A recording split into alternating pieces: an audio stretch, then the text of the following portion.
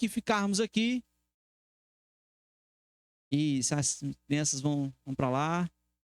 E nós que ficarmos aqui, vamos abrir nossas Bíblias em Efésios, capítulo 5. Carta de Paulo aos Efésios. Vamos abrir no capítulo 5. Deixe aí a sua Bíblia aberta em Efésios, capítulo 5, que nós vamos tratar algumas coisas aqui de Efésios, capítulo 5. Mas como está com 2 semanas que a gente não fala de Efésios, está com 2 domingos que nós não pregamos aqui sobre Efésios, eu quero fazer uma breve recapitulação do que vimos até aqui, certo? Eu quero recapitular um pouco aqui a mensagem, né, de Efésios, o que nós vimos até aqui do livro da carta de Paulo aos Efésios, tá certo? No capítulo 1 até o capítulo 3, né, esses 3 capítulos aí, Paulo tem um tema muito específico, muito objetivo. Paulo quer falar sobre a plenitude da nova vida em Cristo que foi recebida. Paulo quer mostrar nesses 3 capítulos que todo cristão, todo aquele que crê, recebe uma vida nova. Recebe aqui a plenitude dessa nova vida. E aí ele começa no capítulo 1, nos 2 primeiros versículos, dando aquela saudação. Introduz ali os destinatários, classifica esses destinatários como santos e fiéis em Cristo Jesus, e ele endereça. Estão em Éfeso. Então ele manda essa carta para uma igreja. E ainda no capítulo 1, nos versículos 3 a 8, Paulo vai começar uma grande ação de graças. Ele vai agradecer ao Deus bendito e abençoador. Paulo vai dar essa ação de graças ali a esse Deus que abençoou aqueles irmãos, aqueles crentes, com todas as sortes de bênçãos. Eu dou graças ao Deus bendito que abençoou com todas as sortes de bênção. E aí, no versículo 9 ao 14, Paulo aí vai falar do propósito de Deus para o cristão.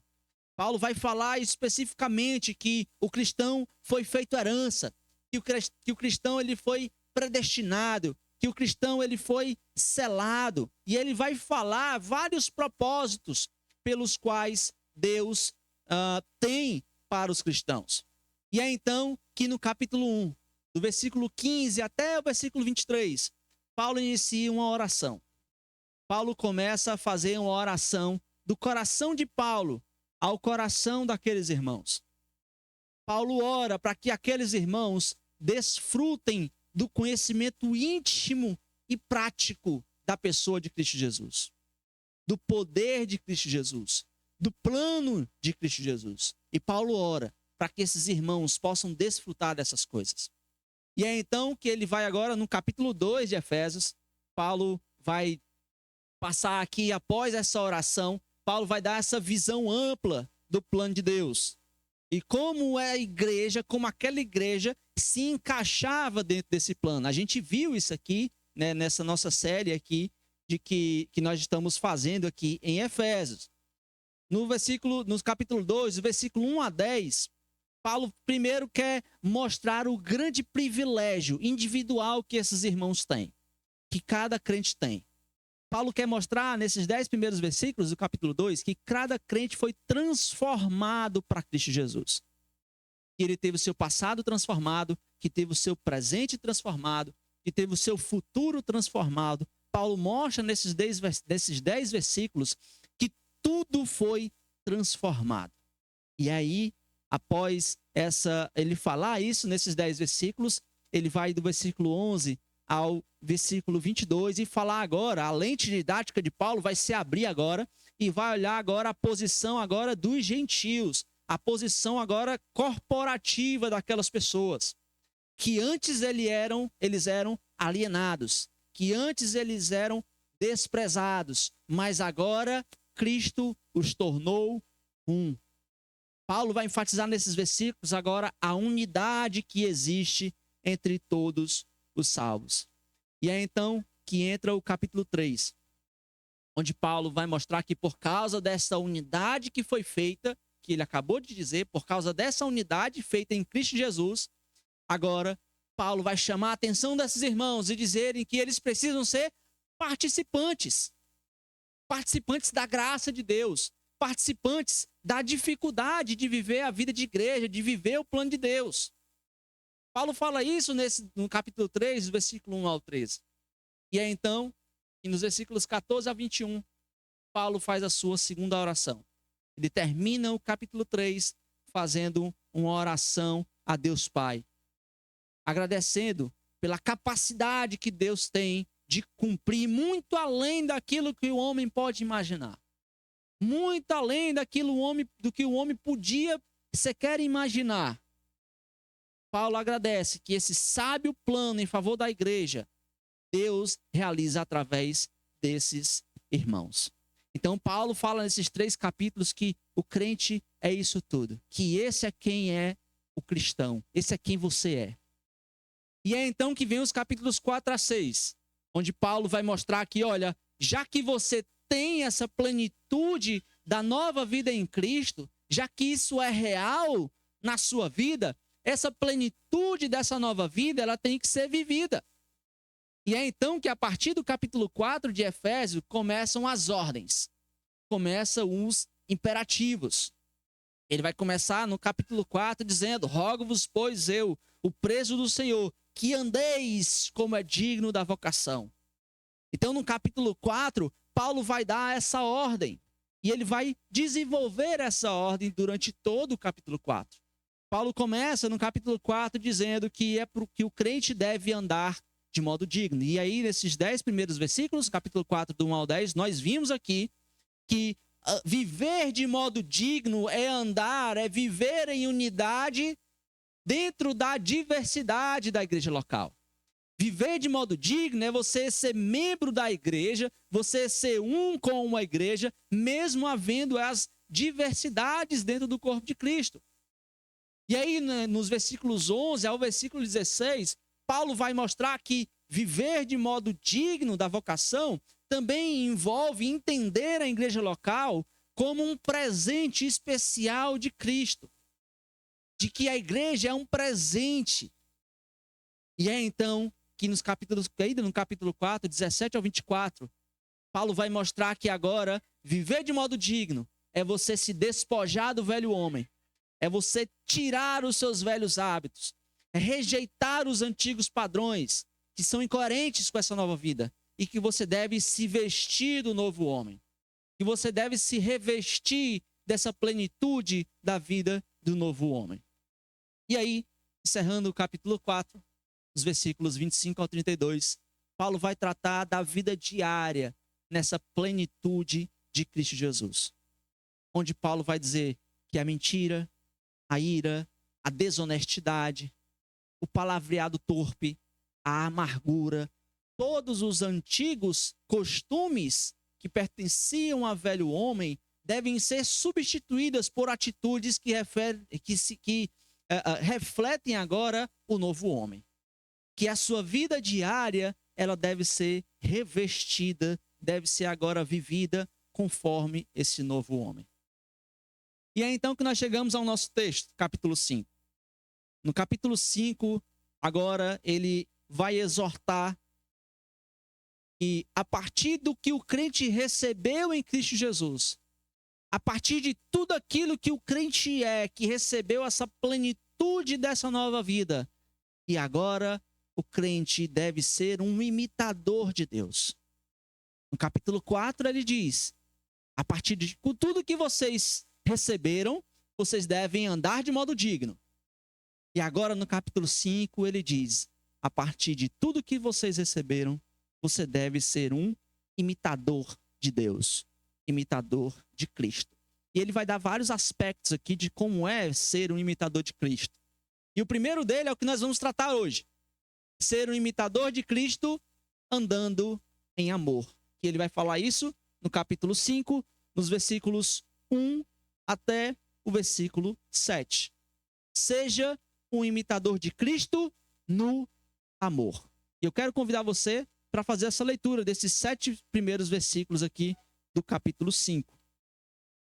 Efésios capítulo 5 diz: Sede, pois, imitadores de Deus, como filhos amados, e andai em amor, como também Cristo nos amou e se entregou a si mesmo por nós, em oferta e sacrifício a Deus em cheiro suave. Mas a fornicação e toda a impureza ou avareza nem ainda se nomeie entre vós como convém a santos, nem torpezas, nem tolices, nem zombarias, que não convém, mas antes ações de graças. Porque bem sabeis isto, que nenhum fornicador ou impuro ou avarento, o qual é idólatra, tem herança no reino de Deus, no reino de Cristo e de Deus. Ninguém vos engane com palavras vãs, porque por estas coisas vem a ira de Deus sobre os filhos da desobediência. Portanto, não sejais seus companheiros. Vamos orar. Senhor Deus, obrigado, ó Pai, pela tua palavra. Obrigado, ó Deus, porque o Senhor nos concede esse tempo para nós meditarmos em tua palavra. Nesse momento eu quero entregar em tuas mãos os nossos corações. Tira, Pai, do nosso meio tudo aquilo que tenta tirar a nossa atenção, tirar o nosso foco. Nós possamos nesse momento nos concentrar em ouvir a tua voz. Nós possamos nos concentrar em ouvir a tua palavra que está nesse texto que nós lemos. E que o Senhor nos dê um coração ensinável. Nós possamos entender que essa palavra é para a minha vida, é para a vida de cada um que aqui está, ó Deus. Que o Senhor nos ensine através da tua palavra, que o Senhor nos ensine através do teu Santo Espírito. E pedimos essas coisas em nome de Cristo, nosso Senhor e o nosso Salvador. Amém. Bom, como eu já falei aqui algumas vezes, a carta de Paulo aos Efésios é como se fosse um testamento espiritual. Paulo passou 3 anos ensinando em Efésios e havia uma geração de crentes em Efésios que ele ensinou pessoalmente, que ele ensinou diretamente ele ensinou. Mas havia agora uma nova geração que Paulo não podia ensinar diretamente, que Paulo não podia pastorear esses irmãos, que Paulo não podia estar próximo a eles. E para essa nova geração que está surgindo, Paulo quer deixar essa espécie de testamento espiritual. Paulo quer mostrar para esses irmãos o que é que ele faria se ele estivesse lá. Paulo quer mostrar para esses irmãos como é viver uma vida cristã de Cristo Jesus. Portanto, a uns ele passou 3 anos ensinando e a outros ele deixa a carta dele aos Efésios, para que esses irmãos possam ser pastoreados, para que esses irmãos possam ser ensinados.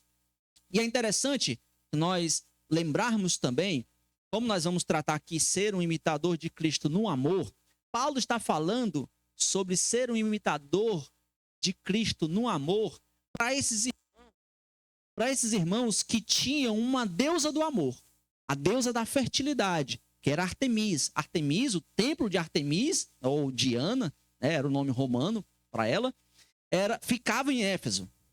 Então era realmente um templo gigantesco. Era a deusa da fertilidade, a deusa da sexualidade exagerada. Então, Paulo está falando sobre amor para irmãos que viviam em uma cidade depravada sexualmente. Paulo está falando sobre amor para irmãos que estavam vivendo em um meio totalmente depravado sexual. E Paulo, para esses irmãos que estavam vivendo nesse meio, Paulo vai exortar esses irmãos aqui para que a vida deles pudesse ser caracterizadas pelo verdadeiro amor. Paulo quer dizer para esses irmãos: sejam um imitador de Cristo no amor, no verdadeiro amor.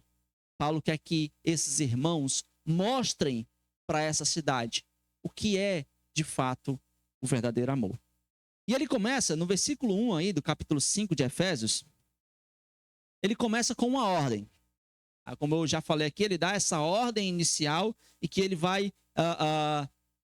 desenvolver essa ordem. A ordem inicial é: seja um imitador de Deus. É o que ele diz no versículo 1. Sede, pois, imitadores de Deus, como filhos amados. nesse versículo 1 aqui está essa ordem principal, essa ordem que vai ser desenvolvida. Então, ele vai começar, né? Sede, eu coloquei no slide. Sede, pois, imitadores de Deus. Imitador é o termo de alguém que copia algumas características específicas de outra pessoa.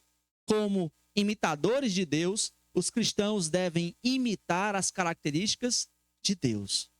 Então, Paulo, quando diz sede, pois, imitadores de Deus, Paulo está dizendo, olha, a sua vida, você tem que viver a vida perfeita de Deus. Deus tem que ser visível, a vida perfeita dele tem que ser visível na nossa vida. Você tem que refletir para essas pessoas os pensamentos de Deus.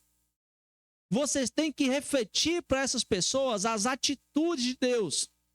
Vocês têm que refletir para essas pessoas tudo o que há em Deus.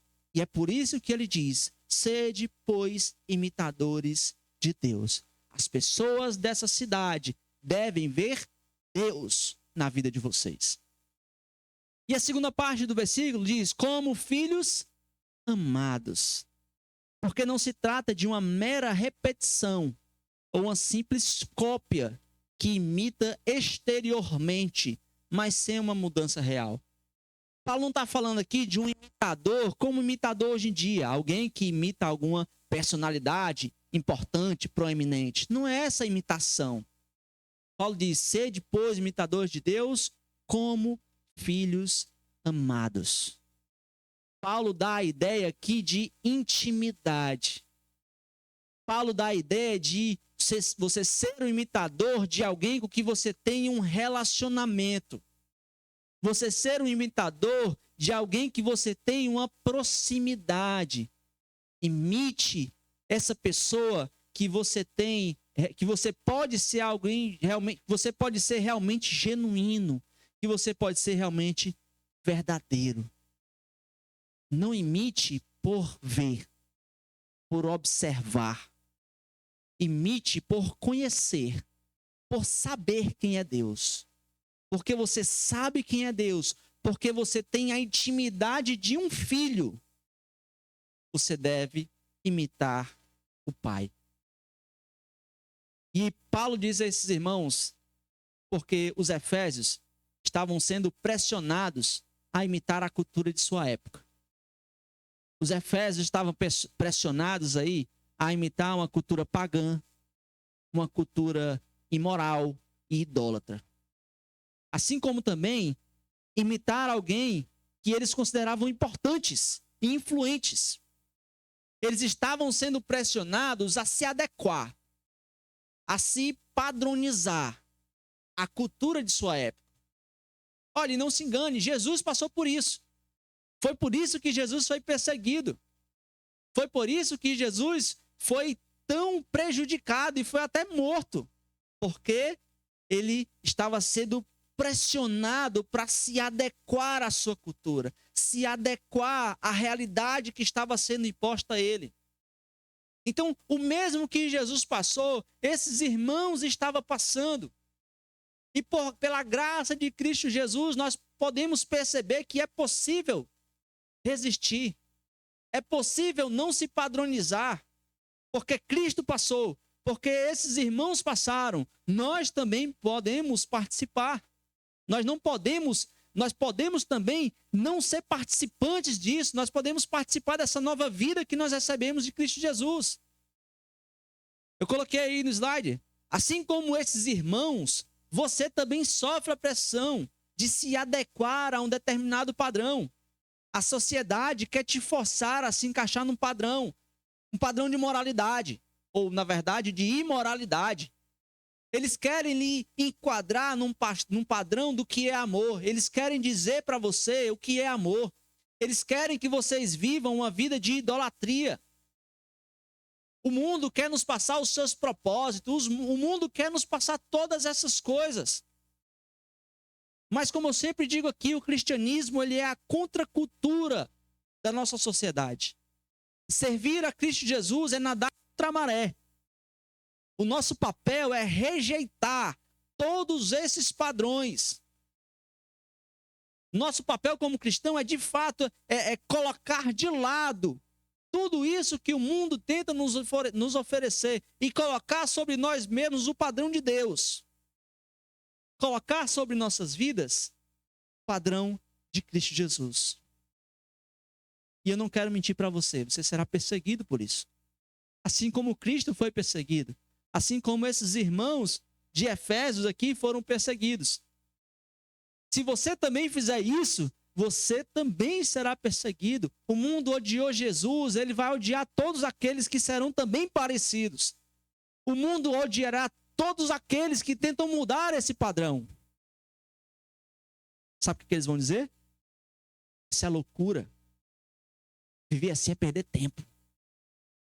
Viver assim não vale a pena.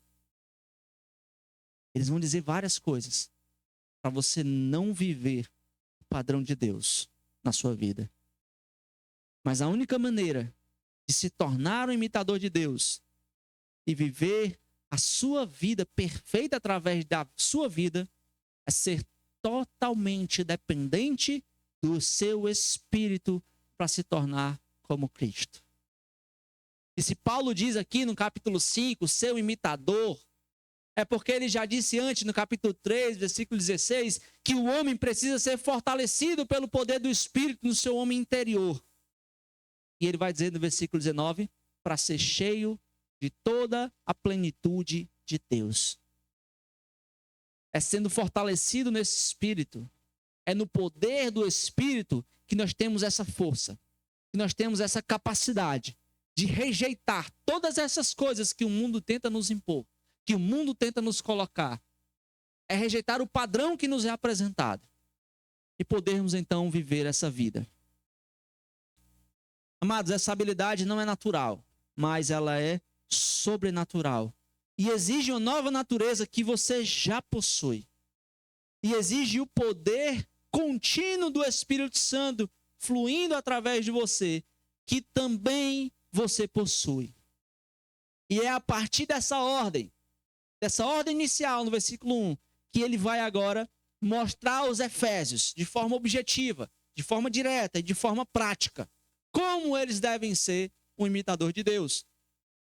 E aí no versículo 2 ele vai nos mostrar, após ele dar a ordem no versículo 1, no versículo 2 ele vai nos dar o padrão. Ele vai dizer, imite o amor sacrificial. Como ser um imitador de Deus? Comece imitando o amor sacrificial. Versículo 2. E andai em amor, como também Cristo nos amou, se entregou a si mesmo por nós em oferta e sacrifício a Deus em cheiro suave. Andai em amor, que a sua vida seja caracterizada pelo amor de Deus. Pelo amor que Cristo teve. É essa a ideia, ó, que a vida de vocês seja caracterizada pelo amor. Como? Como? Ele vai dizer as duas maneiras. A primeira maneira, como também Cristo vos amou. E já nessa carta, Paulo orou para que os Efésios fossem arraigados e fundados em amor. No capítulo 3, versículo 17. No capítulo 4, versículo 2, Paulo diz que eles suportassem uns aos outros em amor. Paulo diz que seguisse a verdade em amor, no capítulo 4, versículo 15, e atuassem na igreja local e se edificarem em amor, no capítulo 4, versículo 16. E agora ele os ordena a fazer da vida um reflexo e uma demonstração do amor de Deus.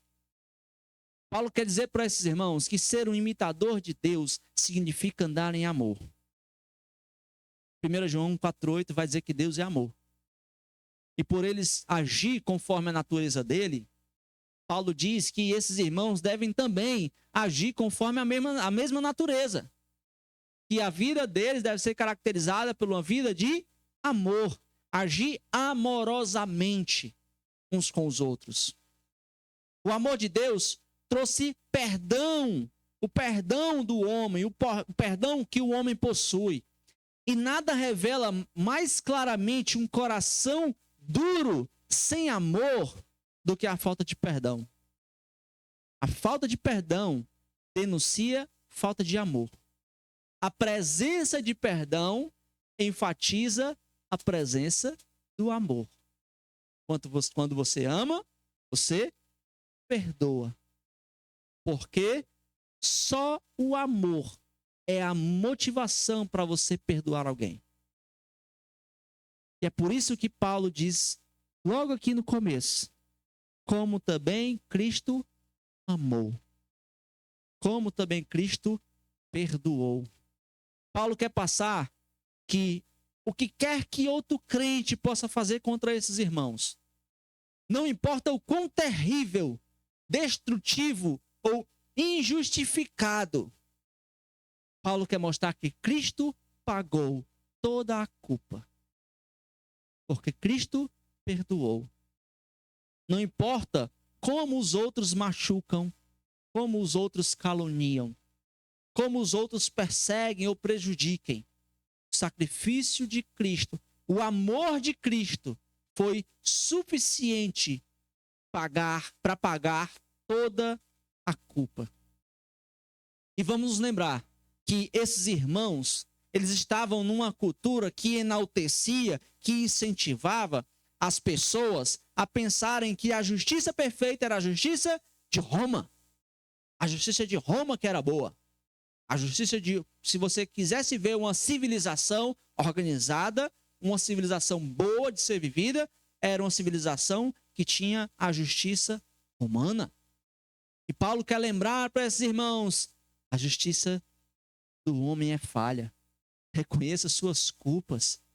A justiça perfeita é a justiça de Deus, que perdoa todo e qualquer pecado através do seu sacrifício. A justiça perfeita é demonstrada no perdão aos demais pecadores, no perdão que você dá aos outros pecadores. Assim como a profundidade do amor de Deus é demonstrado pelo quanto ele perdoou os efésios. A profundidade do amor deles é mostrada também o quanto eles perdoam. É isso que Paulo quer enfatizar na primeira maneira. Seja um imitador, andai em amor, como Cristo amou. Em outra carta de Paulo, Romanos 5:8, ele vai dizer que Cristo prova o seu amor por nós.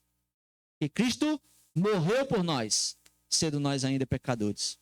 E a segunda maneira que ele coloca aqui no versículo 2 é que ele não apenas nos amou, mas também se entregou a si mesmo por nós. A pessoa que vê a grandeza do seu próprio perdão deseja ser um imitador de seu pai, amando e se entregando. Paulo tinha a ideia, tinha a concepção de que quando os efésios soubessem o quanto eles foram perdoados, os pecados gravíssimos que eles cometeram e os pecados, todos eles foram perdoados, eles teriam essa mesma atitude, eles perdoariam, eles se entregariam, eles se dariam. Isso aconteceu no ministério de Jesus. Um fariseu recebeu Jesus em sua casa, em Lucas capítulo 7 vai contar essa história. Lucas capítulo 17. Um fariseu recebeu Jesus em sua casa. E veio então uma prostituta e lavou os seus pés, derramou um perfume nos seus pés, beijou os pés de Jesus, enxugou os pés dele com os cabelos dela. E o fariseu ficou assustado porque Jesus permitiu isso. E aí, no desenrolar da história, Jesus vai dizer, olha, existiam 2 credores. Um devia 500 e outro devia 5.000. O credor perdoou a ambos. Quem vai ser mais grato? E o fariseu responde, a quem muito perdoou, o que devia 5.000. E aí Jesus tira a lição dizendo, pois a quem muito é perdoado, muito ama. Jesus queria mostrar para o fariseu que ele não estava amando, não estava se entregando o suficiente porque ele achava que era bom. Mas aquela pecadora, ela sabia dos seus pecados. Ela tinha convicção do quanto ela precisava ser perdoada. E por isso que ela se entregou. Mas Jesus viveu isso também. Cristo exemplifica a realidade e a possibilidade de andarmos em amor. Esse amor constitui o ponto de partida do evangelho. Porque Paulo diz em Filipenses 2,5: seja a atitude de vocês a mesma que houve em Cristo Jesus. E sendo igual a Deus, não teve por usurpação ser igual a ele. Antes, se esvaziou de si mesmo e se entregou. Cristo nos demonstrou que amar é se entregar. Amar é doar.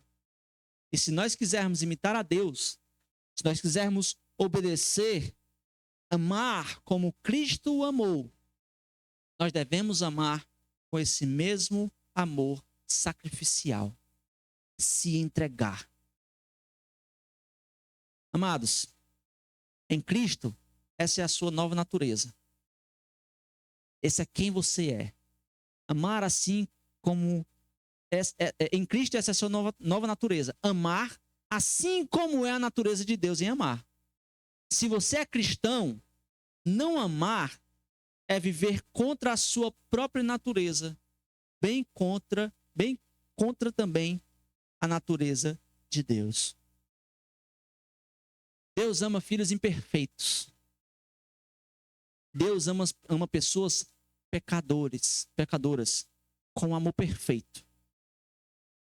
Se Deus nos ama dessa forma, como eu posso não amar um irmão que tem os mesmos pecados que o meu? Como eu posso não amar um irmão que tem as mesmas imperfeições do que eu? Como eu não vou me entregar por um irmão que tem o mesmo pecado que o meu?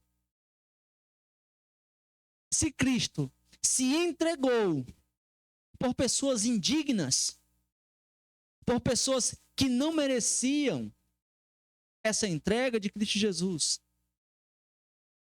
como nós não podemos nos entregar para Deus?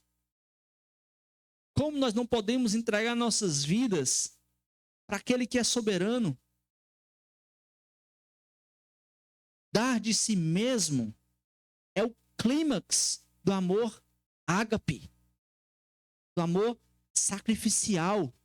E esse amor bíblico não é uma emoção agradável, não é um sentimento bom ou um bom pressentimento sobre alguma pessoa. Esse amor é uma decisão.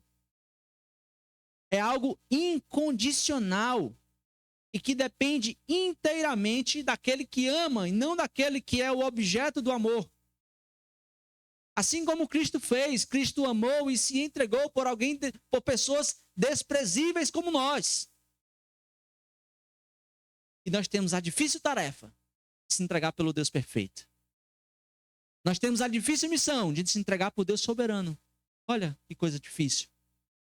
Deus se entrega por pessoas desprezíveis. E nós nos entregamos a um Deus que é perfeito. Entregamos nossas vidas a Ele.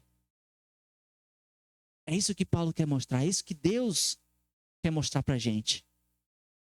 Nós devemos nos entregar. Amar se entregando a esse Deus soberano. Será que Ele é digno da sua vida? Deus é digno de receber toda a sua vida? Deus merece o seu tempo? Deus merece o seu jeito de falar? Deus merece a sua prioridade? Essa é a ideia de Paulo. Se entregue para Deus. Mas para andar em amor, Paulo ordena aqui que esses irmãos deveriam retirar algumas coisas. Vocês têm que andar em amor, mas vocês têm também que tirar as deturpações do amor. E é isso que ele vai dizer nos versículos 3 e 4. Nos versículos 3 e 4, Paulo diz, olha, vocês precisam andar em amor, mas vocês precisam também eliminar as perversões do amor. Vamos ler versículos 3 e versículo 4. Mas a fornicação e toda a impureza ou avareza nem ainda se nomeie entre vós como convém a santos. Nem torpezas, nem tolices, nem zombarias, que não convém, mas antes ações de graça. Deus vai estabelecer o verdadeiro amor, e o que é que Satanás faz? Faz o que ele faz de melhor, falsifica aquilo que Deus faz. O diabo vai falsificar aqui. E Paulo vai mostrar para esses irmãos que esse amor falsificado, que é produzido pelo diabo, tem que ser retirado. Ele vai dizer que o amor falsificado, aqui ele vai dizer que o amor falsificado caracteriza os filhos de Satanás, os filhos da desobediência. E o amor verdadeiro caracteriza os filhos de Deus. Vocês têm que viver o verdadeiro amor e vocês têm que tirar do meio de vocês o falso amor. E aí nesses versículos 3 e 4, Paulo vai citar aqui várias deturpações do amor bíblico, certo? Primeiro ele vai dizer sobre a fornicação, e eu quero aqui falar rapidamente acerca de cada pecado desse que ele menciona. Paulo vai falar que deve ser retirada a fornicação. Fornicação é todo tipo de imoralidade e perversão sexual, certo? Fornicação é imoralidade sexual e perversão sexual. E depois ele fala o segundo pecado, impureza. Impureza já é um termo mais abrangente. Imoralidade no sentido geral. Não só atos imorais, atos de cunho sexual, ou atitudes que modam vidas indecentes, uma postura indecente, paixões indecentes, né? Então, impureza é algo mais geral. E ele vai falar do terceiro ainda, no versículo 3 ainda, sobre a avareza. Né? A avareza tem a conotação de cobiça, né? Relacionando-se com as duas palavras anteriores. E todos esses atos que ele menciona aqui no versículo 3 têm um só propósito: obter fins pessoais, desejos egoístas, independente do que aconteça, independente do que eu posso causar. Mas esses três aqui vão falar da pessoa obter os seus desejos egoístas. E Paulo vai dizer: essas coisas nem ainda se nomeiem entre vós. Essas deturpações do amor bíblico não devem nem sequer ser mencionado, como convém aos santos. Significa aqui que são coisas que não são apropriadas.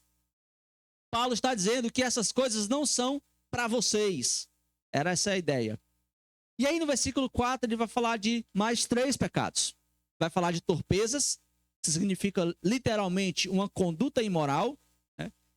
E aí no contexto aqui, essa palavra vai conotar uma ideia de uma conversa suja, de uma conversa indecente, uma conversa com obscenidade, uma conversa que vai denegrir alguém, uma conversa que é vergonhoso para alguém.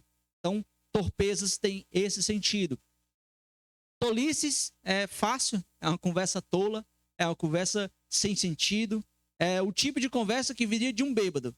Quem já teve oportunidade de conversar com um bêbado, você sabe o que é uma conversa tola. É uma conversa sem sentido, uma conversa estúpida, uma conversa que não tem propósito, que não é construtivo em nada. E ele vai falar também de zombarias, certo? Zombarias carrega a ideia de transformar algo que é dito ou que é feito em algo obsceno ou algo depreciativo, como conversas grosseiras ou a habilidade verbal, né? Você falar coisas para denegrir, certo? Eu acho que você já deve conhecer alguém assim, certo? Aquela pessoa que usa cada palavra e cada circunstância para ferir outra pessoa com brincadeira, né? Não tem? Você conhece esse tipo de pessoa. E Paulo está dizendo, isso tem que ser tirado. E uma frase que é a raiz de zombaria. Uma frase muito conhecida. Eu perco amigo, mas eu não perco a piada. Eu perco amigo, mas eu não perco a piada. É a raiz de zombaria. Independente do que a pessoa pense, eu vou zombar da pessoa. Eu vou denegrir a pessoa. Essa é aqui o que Paulo está falando aqui acerca de zombaria. E Paulo vai mencionar todos esses versículos, todos esses pecados, e ele vai dizer, olha, comportamentos desse tipo desconstroem o amor bíblico, deturpam o amor bíblico. Essas atitudes minam, corroem o amor bíblico, o amor genuíno. Os cristãos não se entregam a qualquer prática egoísta ou prática destruidora do amor genuíno. Essa é a ideia que Paulo quer passar. Preservem o amor bíblico. Tirem do meio de vós tudo aquilo que vai corroer o amor bíblico. E na época dos Efésios, aqui desses irmãos, as pessoas desejavam viver o amor. E o amor era defendido e elogiado por todos os cantos da cidade. Como eu já disse, Artemisa era a deusa do amor, era a deusa da fertilidade. Assim como hoje o amor romântico é elogiado em músicas, novelas, filmes e séries de televisões em nossos dias. Mas o amor que eles cultivam, o amor que eles elogiam, é o desejo lascivo. É um amor deturpado, como se fosse o amor genuíno. E aí, essas pessoas, por buscarem esse amor, por desejarem esse amor lascivo, eles caem em todo tipo de imoralidade, todo tipo de impureza, todo tipo de deturpação. E é isso que havia na realidade desses irmãos. Pessoas se entregando a todo tipo de imoralidade, buscando o amor verdadeiro. Isso pode soar familiar para a gente. Né? Hoje o amor é reduzido apenas à satisfação. Não está preocupado sobre doação. Seu propósito é usar e explorar o que pode servir para si mesmo. Enquanto eu estou amando, enquanto a pessoa tem algo para me oferecer, eu estou com a pessoa e não abro. Mas esse amor dura até onde há satisfação. Quando a pessoa não me satisfaz mais, eu simplesmente abandono a pessoa. Eu simplesmente deixo. Porque não há mais doação. Em contraste com o amor piedoso e o amor altruísta, o amor do mundo é luxuoso e egoísta. Ele ama porque o objeto do amor é atraente, é agradável, é satisfatório e é apreciativo. E o que Paulo quer reiterar aqui nesses versículos não se limita somente à imoralidade sexual. Porque você pode estar escutando isso tudo e estar pensando, mas pastor, eu não tenho problema com imoralidade na minha vida. Eu não tenho nenhum problema com imoralidade sexual. Imoralidade sexual não é um problema comigo. Então, Deus não tem nada para falar comigo nesses versículos. Mas se você observar, o que todos esses pecados têm em comum, no contexto que nós lemos até aqui, é o egoísmo. Você pode não ter problema com imoralidade sexual, mas você pode ser altamente egoísta. E o egoísmo é o completo oposto do amor bíblico, do amor genuíno. Você pode ser altamente egoísta nos seus planos, nos planos que você traça, nos planos que você tem, só incluir você, nas suas atitudes. As suas atitudes giram em torno de você. As decisões que você toma em sua vida giram em torno do que é melhor para você. As metas que você tem as metas que vão ser melhor para você. Sua decisão por Cristo, até sua decisão por Cristo, pode ser egoísta. Porque, olha, eu vou decidir por Cristo porque eu vou para o céu. Eu não quero o inferno, eu quero o céu. É melhor para mim. Isso é altamente egoísta. Você não está querendo Cristo pelo que Ele fez. Você está querendo Cristo pelo que Ele pode lhe dar. E isso nada mais é do que egoísmo. Todas essas coisas e muitas outras coisas podem ser motivadas pelo egoísmo. E o que Deus quer tratar comigo e com você é: livrem-se do egoísmo. O egoísmo é o extremo oposto do amor bíblico. Vivendo dessa forma, você está pecando. Você não está sendo um imitador de Cristo. A vida cristã é você lançar fora todo tipo de egoísmo e você reordenar a sua vida. Primeiro, Deus. Em segundo lugar, o meu próximo. Em terceiro lugar, sou eu. Nossa cultura nos ensina outra coisa. Primeiro lugar, o que é que o mundo diz? Primeiro lugar, você. Depois, sua família. Se sobrar alguma coisa, aí você bota Deus. O mundo quer dizer isso, porque o mundo é altamente egoísta. O mundo só quer para si. Mas Paulo quer dizer para esses irmãos, e Deus quer dizer para mim e para você isso. Olha, lance fora o egoísmo e reorganize a sua vida. Reestabeleça as suas prioridades. Em vez de estar envolvido em egoísmo, o crente deve estar envolvido na ação de graças, como ele diz no final do versículo 4. Pois a ação de graças é uma expressão de altruísmo. A pessoa que é egoísta, ela não dá graças porque ela acha que merece. Ela não rende graças a Deus porque o que acontece de bom, ela acha que ela fez por merecer. Mas o imitador de Cristo entende que qualquer coisa que ele recebe de Deus, qualquer coisa que ele recebe de outras pessoas, ele a tem como imerecida e graciosa. O imitador de Cristo, ele concentra a sua vida com as necessidades de Deus, o que Deus precisa, o que eu preciso fazer para Deus e com a necessidade do meu próximo. Então, Paulo aqui tendo dado a ordem, seja um imitador de Deus. Paulo aqui, ao ter estabelecido o padrão, andar em amor como Cristo amou e se entregou. Após Paulo ter dito que o que deve ser abandonado, que nós devemos abandonar o egoísmo que perverte esse amor genuíno, Paulo vai apresentar nos versículos 5 e 6 a punição. Por que que você deve abandonar o egoísmo?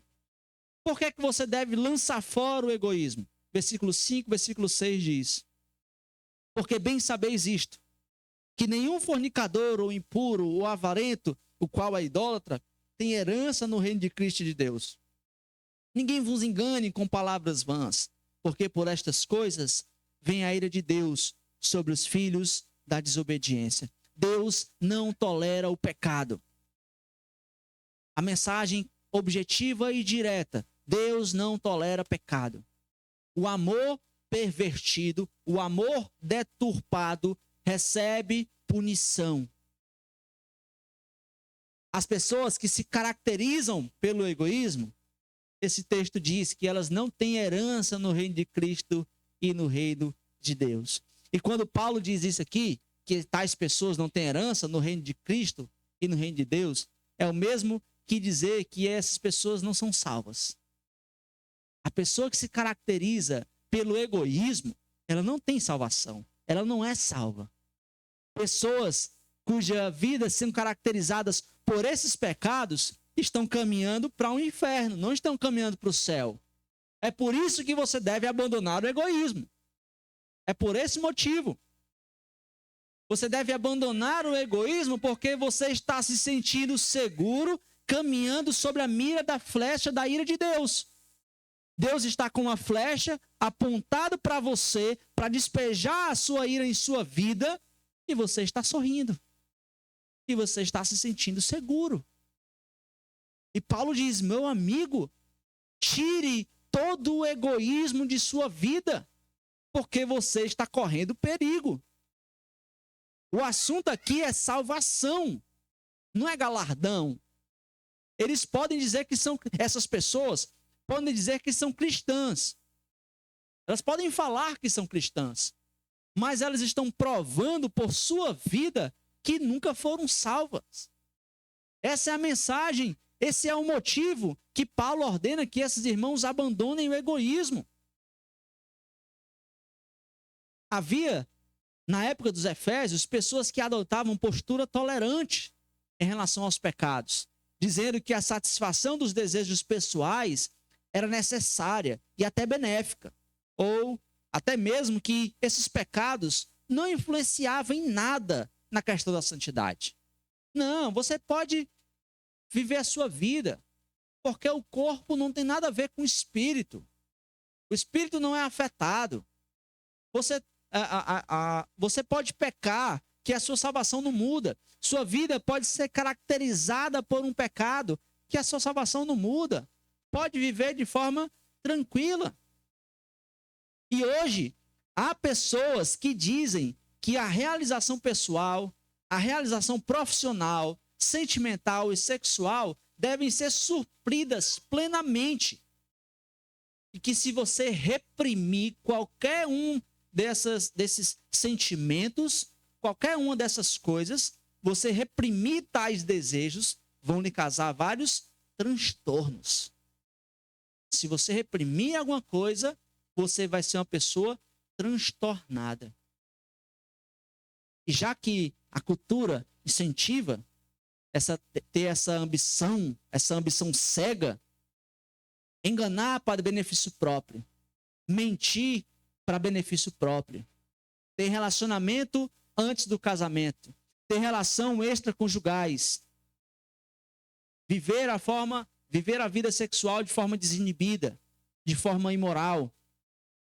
E eles dizem, olha, já que todas essas coisas são os desejos que você sente, então você não pode reprimir nenhuma delas. Tem que ser legalizado isso, tem que ser normalizado.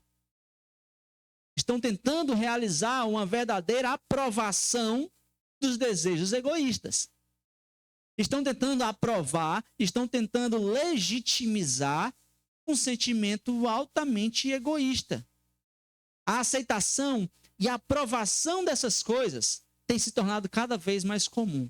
Mas os cristãos não devem se deixar enganar. Uma pessoa pode ser mentirosa, pode ser adúltera, pode ser trapaceira, pode ser imoral, pode ser egoísta, pode ser homossexual, pode ser qualquer coisa. Você só não pode ser salva. Porque para ser salvo, tem que haver transformação. Foi o que Cristo disse. Negue-se a si mesmo. Negue os seus desejos. Negue todos esses sentimentos obscenos. E a ordem de Jesus não é vir do jeito que está e permaneçam do jeito que está. A ordem de Jesus é: venham como estáis, mas calcule o preço. Ser cristão não é fácil. Veja se você tem condições de viver a caminhada cristã. Porque Paulo vai dizer, porque por essas coisas vem a ira de Deus sobre os filhos da desobediência. Calcule o preço, porque não haverá misericórdia para os filhos da desobediência. Em contraste com o mundo atual, que diz que essas pessoas culpadas, né, as pessoas que cometem essas coisas, elas precisam de tratamento, elas precisam ser toleradas, elas precisam ser aceitadas. Não, isso não é nada grave, é liberdade sexual. É ser quem realmente você é. Hoje em dia, é bonito ser tolo. É legal ser tolo. Eles vão dar vários tipos de desculpas para viverem os seus desejos egoístas. Mas Deus chama todas essas coisas de pecado. Todas essas coisas devem ser abandonadas. Você não precisa de tratamento. Você precisa de transformação. Você precisa de Cristo Jesus. Enquanto o homem releva, Deus condena. Dizem que a solução para isso é a aceitação. Enquanto Deus diz que a solução é a regeneração. O veredito de Deus é que não importa o que pode ser a reclamação, uma vida dominada pelo pecado, como este do egoísmo, está condenada ao inferno. Uma vida caracterizada por egoísmo, está fadado ao inferno. E eu quero, meus irmãos, nesse momento, fazer a conclusão do versículo 7. Quero fazer a leitura do versículo 7 para nós concluirmos. Versículo 7 ele diz: portanto, não sejais seus companheiros. É importante analisarmos essa ordem do versículo 7. Essa ordem de proibição. Gramaticalmente aqui no grego é um imperativo presente. É uma continuidade de uma ação. Quando dá uma ordem, nesse sentido, é como se eu estivesse dizendo para vocês: permaneçam sentados, porque vocês já estão sentados e vocês só vão permanecer sentados.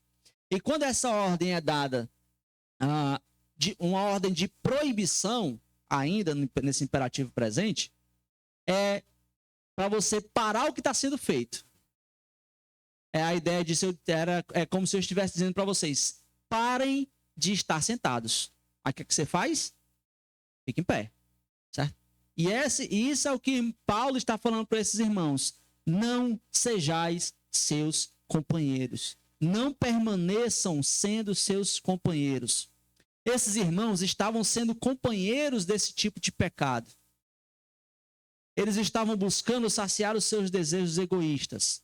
Mas Paulo os ordena: a partir de quem vocês são em Cristo, parem de imitar o mundo que sacia os seus desejos egoístas e imitem a Deus, que doa de si mesmo aos outros. Esses irmãos estavam cedendo à cultura de sua época. Eles estavam pegando esses padrões. Eles diziam: Paulo, são tempos difíceis de serem vividos. Eu preciso viver a vida. Paulo, é normal ser assim. Paulo, não dá para ser diferente. Mas Paulo diz para esses irmãos: parem de serem os seus companheiros. Havia pensadores de sua época, havia influenciadores da época deles dizendo que a verdadeira felicidade e a verdadeira realização pessoal era viver daquela forma. E esses influenciadores diziam: não dá para viver diferente disso. Você quer ser realizado, você quer experimentar o amor verdadeiro, viva dessa forma. Sacie todos os seus desejos. Novamente, isso soa familiar. Isso é o que nós ouvimos praticamente todos os dias. Não foi isso que você aprendeu? Que você vai ser realizado quando você tiver a profissão dos seus sonhos. Que você vai se sentir realizado se você estiver ganhando o salário que você deseja. Que você vai ser feliz quando você tiver o carro que você deseja. Que você vai ser realizado quando você tiver a casa que você deseja. Você vai ser feliz quando você tiver o esposo, a esposa que você deseja. É isso que nós aprendemos. É isso que nos é passado. Talvez você esteja vivendo uma vida de egoísmo, pensando somente em si. Ou você está pensando em você em primeiro lugar, buscando saciar os seus desejos egoístas. Mas Deus está dizendo para você essa noite: Deus te ordena, a partir de quem você é em Cristo, pare de imitar o mundo que sacia os seus desejos egoístas. E imite a Deus, que doa de si mesmo aos outros. A mensagem de Deus nesse versículo para cada um de nós é: não ceda à cultura de nossa época. Não ceda a esse padrão. Tire todo o egoísmo de sua vida. Assim como na época desses irmãos, há pensadores e influenciadores hoje dizendo que a verdadeira felicidade, que a verdadeira realização pessoal é você viver para realizar os seus desejos, é você viver para realizar os seus sonhos. E dizem: não dá para viver diferente disso. Viver diferente disso, eles dizem, é loucura. É impensável você não viver dessa forma. Hoje nos é passado isso. As pessoas vão tentar negar. que a palavra de Deus diz. Mas Deus adverte: ninguém vos engane com palavras vãs, dizendo que o pecado é tolerável e que Deus não irá excluir os pecadores não arrependidos de seu reino. As pessoas vão tentar lhe enganar, mas a palavra de Deus para cada um de nós é: não seja enganado, não permaneça iludido. O verdadeiro amor, a verdadeira realização é quando você se doa. A mensagem de Deus para a sua vida é: pare de viver essa vida egoísta. Satisfação pessoal não é o principal objetivo de sua vida. Se você quer ser cristão, se você é cristão, você deve abandonar esse estilo de vida. É incoerente com essa nova vida que você recebeu em Cristo Jesus. Ou você vive de forma egoísta, ou você tem a nova vida em Cristo Jesus. Não dá para viver das duas formas. E eu quero desafiar você essa noite. Seja desafiado a abandonar essa vida egoísta e se entregar a Deus. Eu quero desafiar você que escutou essa mensagem a repensar nas suas prioridades, a pensar o que de fato é importante em sua vida. Viver essa vida sem propósito, os prazeres que o mundo proporciona, caminhando para o inferno. Como eu disse, caminhar seguro, sob a mira da flecha certeira da ira de Deus. Eu quero desafiar você a abrir mão de todas essas coisas e se entregar a Deus. Entregar a sua vida, doar a sua vida a esse Deus perfeito. A esse Deus perfeito que, por causa desse pecado que há em sua vida, por causa do pecado que é comum na vida do homem, em sua infinita graça e misericórdia, Ele proporciona um caminho de volta.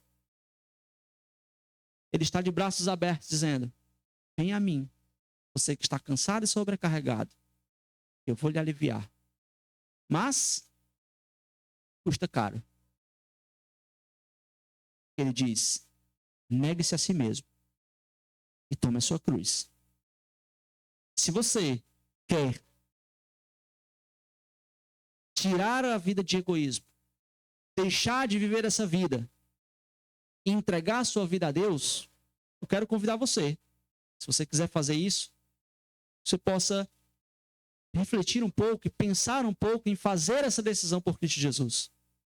Reconhecer isso de forma pública e dizer: Senhor, eu não aguento mais viver essa vida egoísta. Eu quero viver a vida para Ti, Deus. Eu quero entregar minha vida para o Senhor.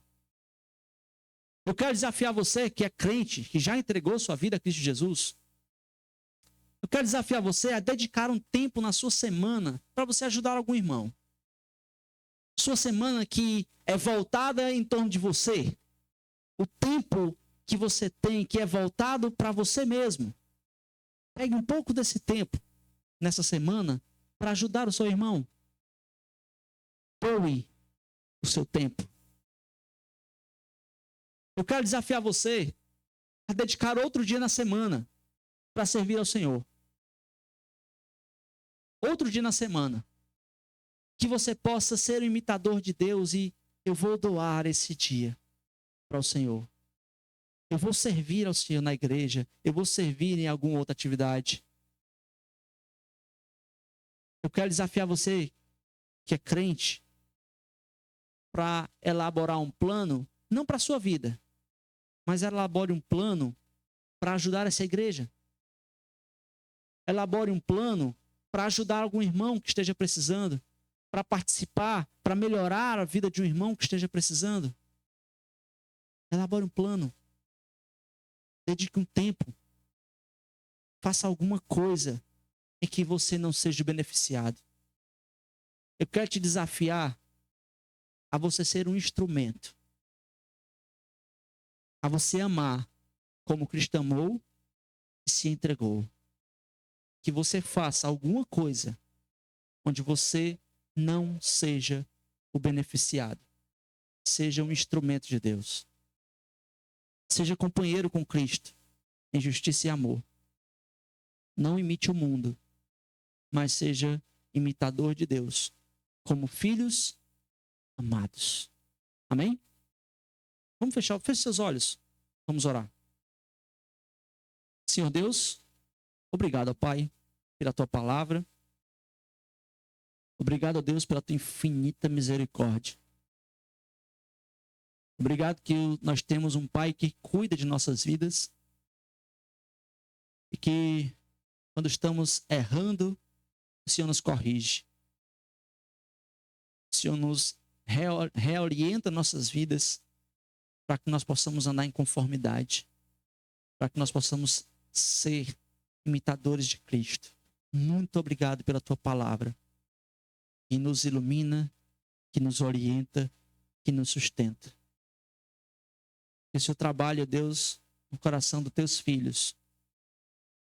Que essa mensagem, ó Deus, cause um impacto na vida desses irmãos e na vida minha também, ó Pai, para que nós possamos ser instrumentos teus na vida de outras pessoas. Que nós não sejamos o foco, que nós não sejamos os beneficiados, que nós sejamos apenas ferramentas em tuas mãos, usadas por ti, ó Pai, para fazer o teu reino crescer. Deus, eu quero pedir também, ó Pai, se há alguma pessoa que não fez ainda, que não entregou ainda a sua vida a Cristo Jesus, ou que entregou a sua vida para Cristo Jesus, mas andou por caminhos escuros, por caminhos que não te agradam, que o teu Santo Espírito trabalhe nesses corações, ó Deus. Que o teu Santo Espírito possa reorientar, possa reordenar as prioridades na vida dessas pessoas. Que essas pessoas possam entender que não importa por onde eles andarem, que o Senhor é o único caminho, que vida só há em Cristo Jesus, que a salvação nós só encontramos em Cristo, que a verdadeira alegria, o verdadeiro propósito para nossas vidas nós temos em Cristo Jesus. Que o Senhor trabalhe nesses corações para que essas pessoas possam entender que a semente do Evangelho seja, ó Pai, frutificada nesses corações. E que, ó Deus, haja consagração de vidas, ó Pai, para a honra e glória do teu nome. Ainda de olhos fechados, quero deixar aqui um espaço. Se você que ainda não fez sua decisão por Cristo, se você tem andado de forma egoísta, se você tem sido o principal objetivo de sua vida, e nesse momento você entendeu que precisa reorientar a sua vida, se você entendeu que a sua vida não precisa girar em torno de si, mas que sua vida precisa girar em torno de Cristo. E se você quer dar esse primeiro passo, dizendo, Senhor, me ajuda, ou se você está distante dos caminhos do Senhor, e nesse momento você quer reordenar a sua vida, eu quero deixar aqui um espaço, se você quiser fazer essa decisão, que você levante sua mão, para que eu possa aqui orar por você, para que nós possamos, como igreja, orar e pedir que Deus possa operar esse grande milagre em sua vida. Se você quiser, levante sua mão, eu vou estar orando aqui por você.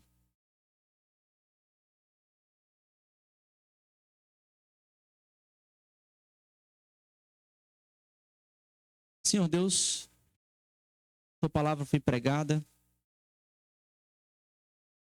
que o Senhor possa, através do teu Santo Espírito, trabalhar em nossos corações, nos ajuda a sermos pessoas parecidas com Cristo.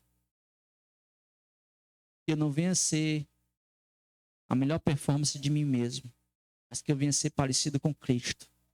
Que eu venha ser imitador de Cristo. Isso nos basta. Faz isso em nossas vidas. Pedimos essas coisas Em nome de Cristo Jesus. Amém. Vamos repetir um cântico?